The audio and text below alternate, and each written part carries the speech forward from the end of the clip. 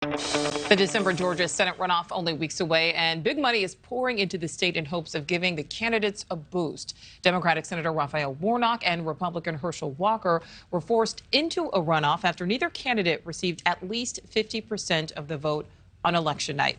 Now, super PACs with millions of dollars are focusing on the state, with Democrats hoping to win a 51st Senate seat and Republicans hoping for 50. Tia Mitchell is a Washington correspondent for the Atlanta Journal-Constitution in Georgia. Tia, thank you for joining us. So tell us, what are the two parties keeping the same, and what are they doing differently in this next phase of campaigning? Well, I think what they're keeping the same is really the core message from both candidates. You hear from Herschel Walker. He's really digging in on these culture wars, such as, transgender students in sports. And he's also continuing his attacks on Warnock, trying to, convince voters that Herschel Walker isn't the only one who's faced controversies. Warnock has as well. Warnock has continued to say this is about competence, character, and who is fit for the office. Now, what they're changing in the runoff is Warnock has been even more willing to go after Walker directly, both in attacking Walker, but also in defending himself, even saying, don't put me in the same boat as you when it comes to my children, your controversies. We are not the same. That's something we've heard from Warnock way more directly than we did during the general election.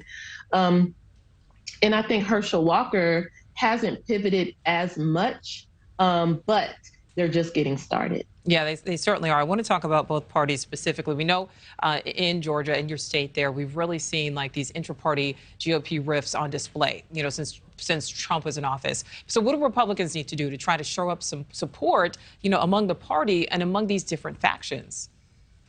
Yeah, I think what Republicans in Georgia are doing is staying distance from President Trump. Now, that's a little bit more difficult to Herschel Walker, who not only was endorsed by Trump, but Trump took a lot of credit for him even winning the primary to become the party's nominee for Senate. But Trump has not been campaigning in Georgia. That's something that I think the Republican leaders don't want. Who they are having campaign with Herschel Walker is Governor Brian Kemp. That's something that did not happen during the run-up to the general election. They kind of ran very separate campaigns. Mm-hmm. They don't seem to be especially close, but Kemp is putting that to the side and campaigning with Herschel Walker on Saturday in hopes that his popularity can help encourage voters to support Herschel Walker in this runoff. Well, I want to make sure to talk about the Dems here. We only have about 30 seconds, Tia, but, we didn't see a lot of Biden, during the midterm actual election. Who are some of the big-name Democrats that might help Warnock? Yeah, I don't think so much Biden, but Obama, either Barack or Michelle. Oprah, she did campaign with Warnock virtually, but I think in person she has a lot of sway. Anyone who has a high profile, but not necessarily named Harris or Biden, would probably be welcomed by Warnock's campaign. All right, Tia Mitchell, thank you so much for your time.